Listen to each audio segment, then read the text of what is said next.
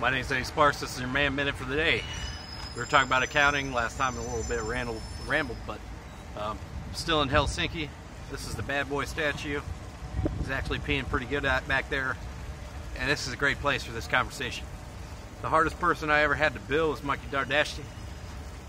Most Jews don't do business with Gentiles, but Persian Jews will. Persian Jews are tough. They're really, really tough. So here's Mikey's style on how he dealt with his accountant. First thing he did, when you want money out of Mikey, you got to get him to sign something. So you go up to the accountant and say, I got to get paid. And she'll say, oh, you want your paycheck? You got to go talk to.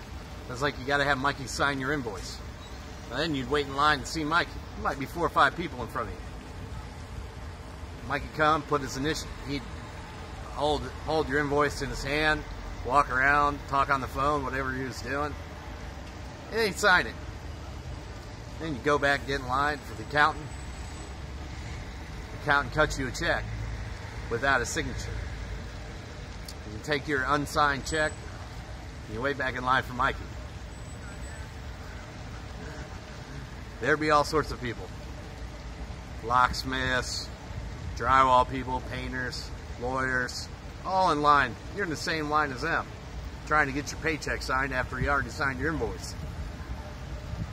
And that's one way you can deal with accountants. Sometimes, when I go up there and he'd have my paycheck, he'd sit there and walk around, and then he'd sit there and discuss it with me about what I did last week, how much money he made off of me, and whether or not it was worth it to sign my paycheck, even though I worked for the man for a long time. I've known him for years. But that was his style. And sometimes it's good to slow down, not just sign everything, to know what you're signing, to know what you're paying for, and to think about it twice, which is what Mikey always did. He always thought about it twice before he paid you. And then he'd always decide who was going to pay you. And sometimes he had more than one account, and sometimes there's more than one partner for each business. So he'd decide, and then he signed a check. And sometimes he'd haggle with you. But his chance to haggle was before he signed the invoice. Then he would sign the check. So that's a little bit about somebody's style. That's not you. I'm just letting you know what's out there. I'm having a good time. And you should too. And that's your Man Minute for today. That's a little bit about somebody else's style of counting. Go do something. Go sell something. Good God, what are you doing? Today's a good day to sell something. Like a little P-boy over there.